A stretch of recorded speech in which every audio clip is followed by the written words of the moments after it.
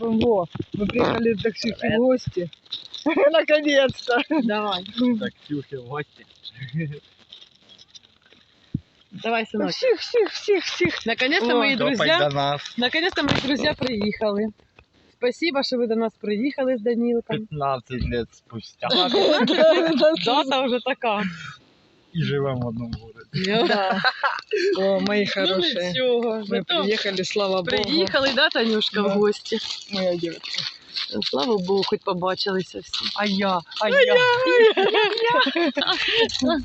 Выехали на речку. Красота, да? Красиво, вообще шикарно. За лебедей. До Да. лебедей. Главное, і уточки ж тут, бачиш, Танюшка? Да, я бачу, красиво.